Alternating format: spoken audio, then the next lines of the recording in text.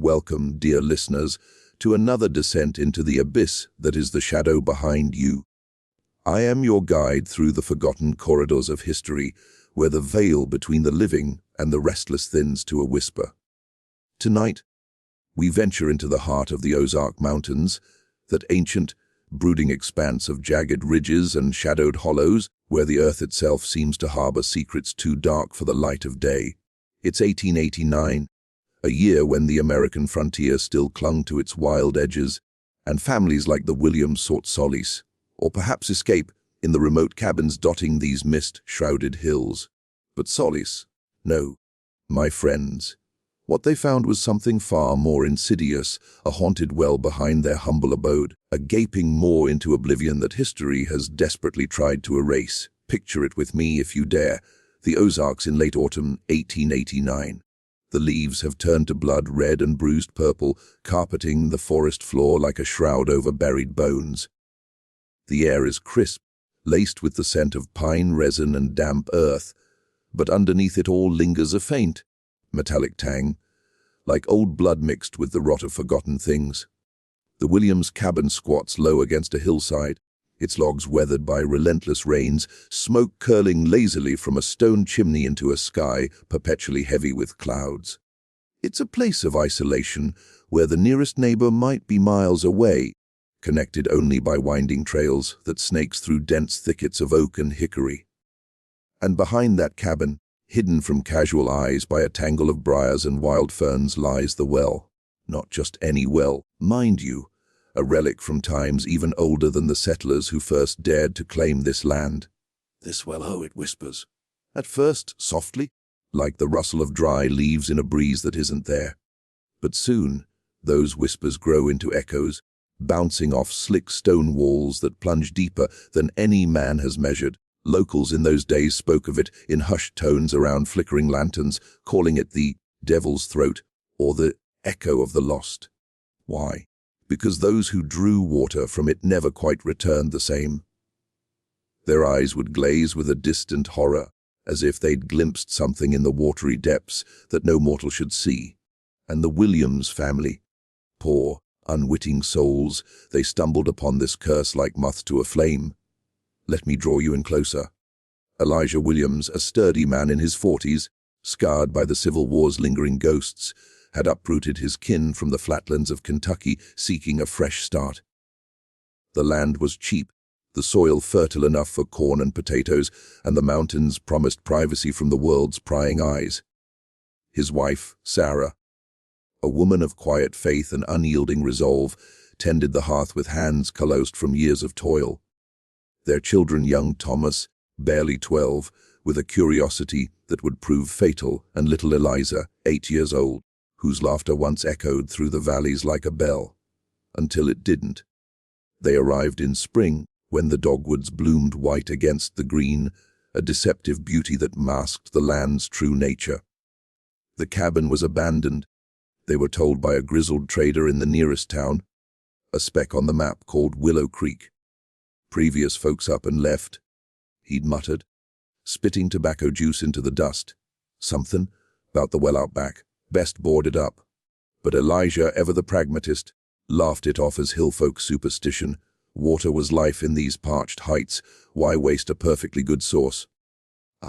But superstitions in the Ozarks aren't mere tales spun by idle tongues. They're woven from the threads of real terror, passed down through generations like heirlooms tainted with blood. The native peoples, the Osage, the Cherokee forced westward on trails of tears, knew these mountains long before white settlers carved their claims. They spoke of spirits bound to the earth, guardians of sacred waters twisted by betrayal and violence.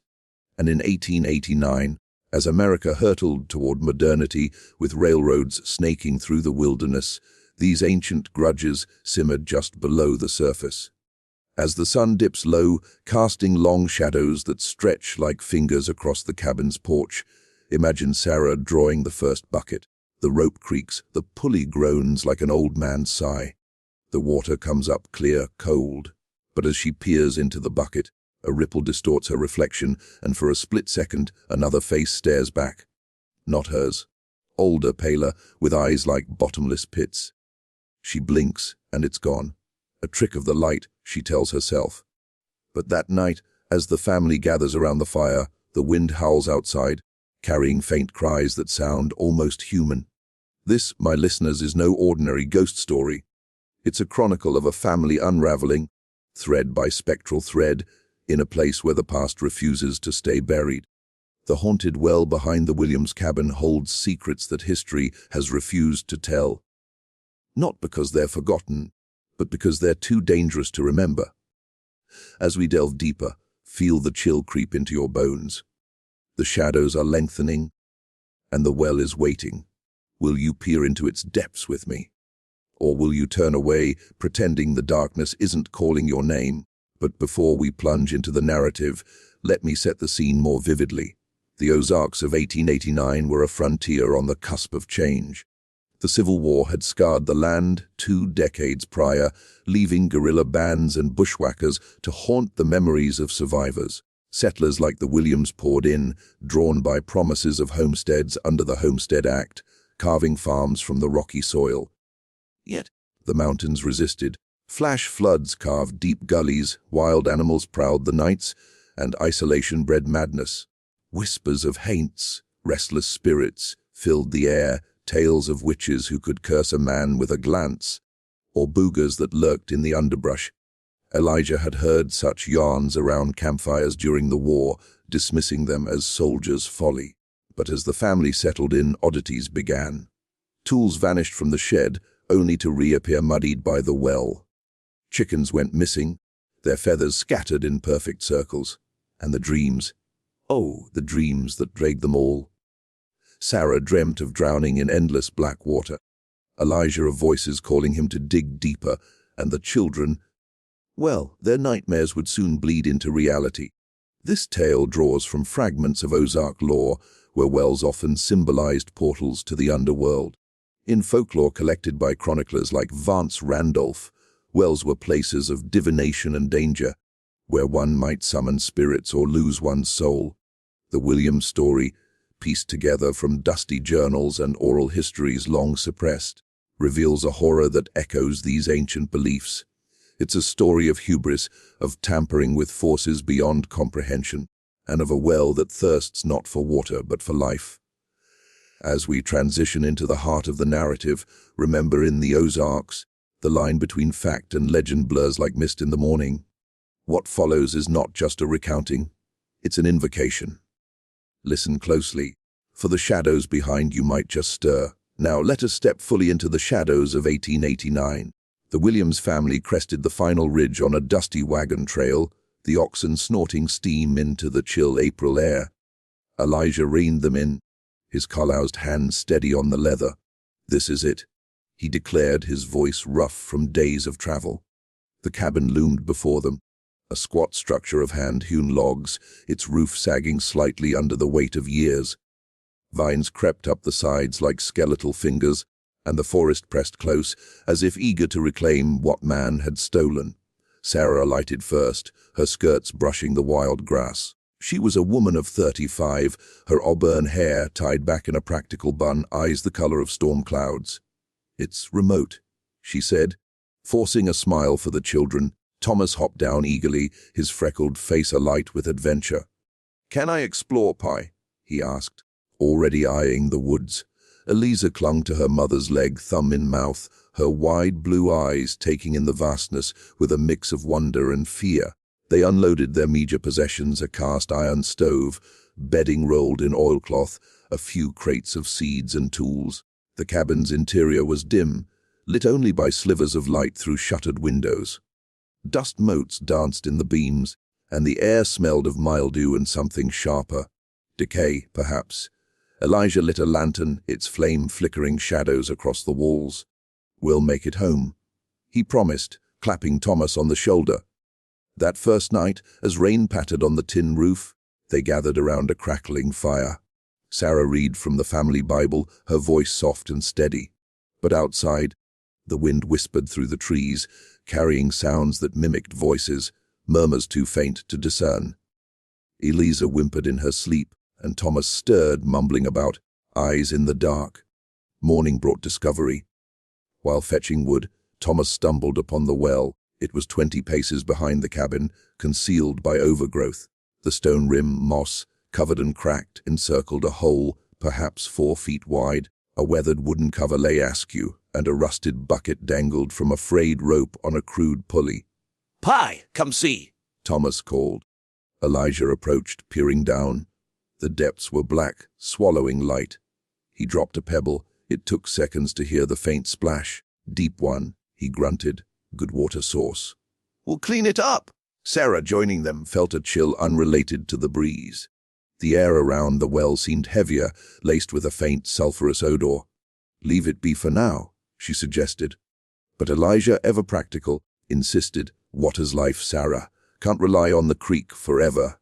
As days turned to weeks, they tamed the land. Elijah plowed fields, Sarah planted a garden, and the children chased fireflies in the twilight.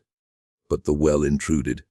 At dusk, when the sun dipped behind the ridges, strange echoes emanated from it, ripples of sound like distant laughter or sobs. Thomas, drawn by boyish curiosity, would sneak out to listen. One evening, he lowered the bucket, cranking the rope until it hit water. As he hauled it up, the rope tugged oddly, as if something pulled back. The bucket surfaced, brimming with crystal clear water. But as Thomas reached for it, a shadow flitted across the surface. Not his reflection, but a pale hand reaching up. He yelped, dropping the bucket back into the void. Heart pounding, he ran to the cabin. "There's something in the well, Pie." Elijah dismissed it as imagination. "Shadows played tricks, son." But Sarah wasn't so sure. That night, she dreamt of the well. In her vision, she stood at the rim, gazing down. The water far below swirled, forming faces, agonized, pleading. One rose closer, a woman's face, hollow-cheeked, with hair like tangled roots. "Release us," it whispered. Sarah woke, sweating, the echo lingering in her ears. Strange occurrences escalated. Milk curdled overnight, despite the cool spring house. Footprints, small, barefoot, appeared in the mud around the well, vanishing by noon. Eliza began talking to an invisible friend, whom she called Mary. "She's from the well," the girl confided. "She says she's lonely." Sarah's blood ran cold. Who was Mary? Elijah, stubborn, decided to investigate. Armed with a lantern, he lowered himself into the well on a rope ladder fashioned from hemp. The descent was slow, the walls slick with slime. 10 feet down, the air grew frigid, heavy with moisture. At 20 feet, he called up, "Nothing but water." But as he dangled, something brushed his leg, a cold, fleeting touch. He swung the lantern, illuminating only rippling blackness. Then a whisper, "Join us." Panic surged, he scrambled up, emerging pale and shaken. "Just my mind," he muttered, but from then on, he avoided the well. The family adapted, drawing water from a distant creek. But the well's influence spread. Nights brought howls, not wolves, but something primal, echoing from the depths. Thomas found carvings on the well's stones, crude symbols like native runes or witch marks. Locals in Willow Creek, when pressed, shared fragments the cabin built on old Osage ground, a site of a forgotten massacre. "Spirits don't forget," an old-timer warned. Tension built. Sarah heard scratching at the door one midnight, opening it to find nothing but a puddle of water on the porch. Fresh, as if dripped from the well, Eliza's Mary grew insistent, urging the girl to come play in the dark. Thomas, plagued by nightmares, saw visions of drowned figures climbing the walls. By midsummer, the cabin felt besieged. Crops withered inexplicably, animals sickened. Elijah, desperate, sought help from a conjuring woman in the hills, a descendant of Scotch-Irish settlers versed in Ozark lore. Granny Hester, they called her, with eyes like polished obsidian. She arrived on a mule, herbs dangling from her satchel. Sniffing the air, she nodded gravely. "The well's cursed. Bound spirits. Something bad happened here long ago." She performed a ritual circling the well with salt, chanting in a tongue mixing Gaelic and native words. For a night, peace reigned, but as thunder rolled in, the well erupted, water surging up, flooding the yard with icy torrents carrying bones, small human bones. The family fled inside, barring doors. Whispers turned to screams, pounding on walls. In the chaos, Eliza vanished. Searching frantically, they found her at the well, perched on the rim, eyes glazed. "Mary wants me," she murmured. Elijah snatched her back just as the water bubbled, a spectral hand grasping at air. From there, the horror deepened. The well wasn't just haunted. It was alive, hungering for the living to join its eternal chorus. With the ritual's failure, the Williams family's nightmare intensified, the well's malevolence uncoiling like a serpent from its pit. Granny Hester, fleeing in terror, left a warning. The curse is old, tied to blood. Only blood can sate it. Elijah, haunted by her words, pored over the cabin's history, unearthing a tattered journal hidden in the attic, entries from previous occupants, the Holloways, dated 1865. The journal revealed horrors. During the Civil War, bushwhackers raided the cabin, slaughtering the family save for young Mary Holloway, who hid in the well. But the raiders found her, drowning her in its depths to silence her screams. Her spirit, trapped, cursed the well, drawing others to share her fate. Subsequent settlers vanished, their bones joining hers. Armed with this knowledge, Elijah vowed to seal the well. But the entity, Mary's vengeful ghost, twisted by years of isolation, struck back. That night, as lightning cracked the sky, Thomas awoke to a voice calling his name. Drawn outside, he approached the well. Peering in, he saw not darkness, but a luminous glow. Faces swirled below, Mary's at the forefront, beckoning. "Come down, Thomas, it's cool and quiet." Hypnotized, he climbed the rim. Sarah, sensing danger, rushed out, pulling him back. But as she did, a force yanked her forward. She teetered, then fell, screaming into the abyss. Elijah arrived too late, his cries echoing her plunge. The water stilled as if sated. Grief shattered Elijah. Thomas and Eliza, traumatized, huddled in silence. But the well wasn't done. Apparitions manifested. Sarah's ghost, dripping wet, wandering the yard, whispering accusations. "Why didn't you save me?" Animals died horribly, throats slit by invisible hands. The cabin's walls bled water, soaking floors. Desperate, Elijah sought allies. In Willow Creek, he confided in the sheriff, a war veteran named Harlan. Skeptical but intrigued, Harlan assembled a posse. They arrived at dawn, armed with shovels and dynamite. "We'll fill it in," Harlan declared. As they worked, unearthly wails rose. The ground trembled, roots bursting forth like tentacles ensnaring men. One, pulled into the well, vanished with a gurgle. Panic ensued. Dynamite was lit, but the blast only widened the more, spewing fated water laced with spectral forms. In the melee, Eliza wandered close. Mary's ghost appeared, a translucent girl with sodden dress, grasping Eliza's hand. "Sister," she cooed. Thomas intervened, shoving the apparition. It dissolved, but Eliza slipped, tumbling in. Her screams cut short. Elijah, mad with loss, dove after her. Thomas, alone now, watched as bubbles surfaced. Then silence. The posse fled, leaving Thomas orphaned amid the ruins. Years later, Thomas, grown and broken, returned. The cabin decayed, the well overgrown. But echoes remained. He sealed it with stones, inscribing wards from Granny Hester's lore. Yet, on moonless nights, whispers persist. The well waits, its hunger eternal. A shadow behind every cabin in the Ozarks.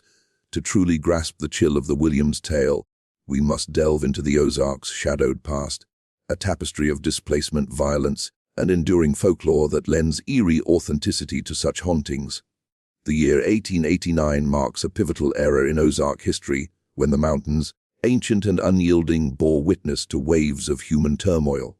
Geologically, the Ozarks are America's oldest mountains, eroded over dunes into plateaus and hollows, their karst topography riddled with caves, springs, and wells, natural portals that folklore deems gateways to the underworld. Native peoples, including the Osage, who dominated the region pre-1800, revered these features. Osage legends speak of water spirits or underworld guardians, entities bound to sacred sites. Wells in particular symbolized life and death, disturbing them invited curses. The Trail of Tears in the 1830s forcibly relocated Cherokee and others through these lands, leaving trails stained with sorrow. Ghostly echoes that settlers like the Williams might have unwittingly awakened. By 1889, post-Civil War reconstruction had spurred settlement. The Homestead Act of 1862 enticed families from Kentucky and Tennessee, predominantly Scotch-Irish descent, bringing Celtic superstitions that blended with native lore. These hillfolk were hardy, self-reliant, but steeped in omens: black cats crossing paths, owls hooting at midday signaling death. Wells featured prominently in tales. Vance Randolph, the foremost Ozark folklorist, documented beliefs in well witches who could divine futures or curse intruders. The Civil War ravaged the Ozarks. Guerrilla warfare, bushwhackers like those in the Holloway Journal, left scars. Missouri, a border state, saw brutal raids, families hid in wells or caves, sometimes perishing there. Post-war, ghost stories proliferated: headless horsemen, wailing women, the raw head and bloody bones. Legend, a conjuring tale of resurrection and revenge, mirrors the well's vengeful spirit. Cultural isolation preserved these beliefs. Without railroads until the 1880s, communities relied on oral traditions. Conjuring women like Granny Hester were real figures. Healers using herbs and charms, blending Christianity with pagan rites. Superstitions included salting thresholds to repel haints or bogus, malevolent entities. Haunted sites abound. The Crescent Hotel in Eureka Springs, built in 1886, hosts spirits from its cancer cure days. Ghost towns like Windyville echo with long-winded specters. The Weaver House in Ozark, reputedly Missouri's most haunted, features poltergeist activity akin to the Williams disturbances. Blending fact and folklore, the Williams story embodies Ozark trauma. Native dispossession wars brutality, settlers' hubris. It's unsettling because it's plausible. History refused to tell it, perhaps to bury the guilt. Beneath the surface of this chilling narrative lies a profound exploration of universal fears, cultural wounds, and the human psyche's dark recesses. The haunted well symbolizes the abyss within us all, the repressed past that bubbles up, demanding reckoning. Thematically, isolation dominates. The Ozarks' remoteness amplifies loneliness, turning the mind inward to confront shadows. The Williams cabin, a microcosm of frontier life, highlights how solitude breeds paranoia. Strange sounds become omens, reflections turn sinister. This taps into primal fears of the unknown, where nature isn't benevolent but predatory. The Weller's portal evokes psychological depths. Freudian analysis might see it as the id, suppressed desires and traumas erupting. Mary's ghost represents unresolved grief. Her drowning mirrors cultural traumas like native displacements or war atrocities. The curse's blood requirement speaks to ancestral sins, settlers profiting from stolen land, inheriting its curses. Culturally, it connects to Ozark identity, resilient yet haunted by history. Folklore serves as collective memory, warning against hubris. Universal fears of death and the afterlife manifest. The well's eternal chorus embodies dread of oblivion, or worse, eternal torment. Human nature's darker facets emerge: Elijah's denial, Sarah's faith faltering, children's innocence corrupted. It questions free will versus fate. Are we drawn to our doom? Ominously, this story warns, the past haunts, and ignoring it invites destruction. In our modern world, it resonates with environmental disregard or historical amnesia, shadows behind us waiting. As our tale draws to its inexorable close, the echoes of the Williams cabin fade, but the chill lingers, doesn't it? The haunted well, sealed yet seething, stands as a sentinel in the Ozark misty vales, a reminder that some histories refuse burial. Thomas, the sole survivor, wandered the hills a broken man, whispering warnings to any who would listen. But who heeds the mad? What became of the site? Rumors persist, hikers report whispers, vanishings. Perhaps the well thirsts still, drawing the unwary, or maybe it's a metaphor for our own depths. Peer too long, and the abyss stares back. Dear listeners, as the shadows lengthen behind you, ask what wells hide in your past. What voices call from the dark? History may refuse to tell, but the truth waits, patient and hungry. Until next time, keep one eye over your shoulder. The shadow is always there.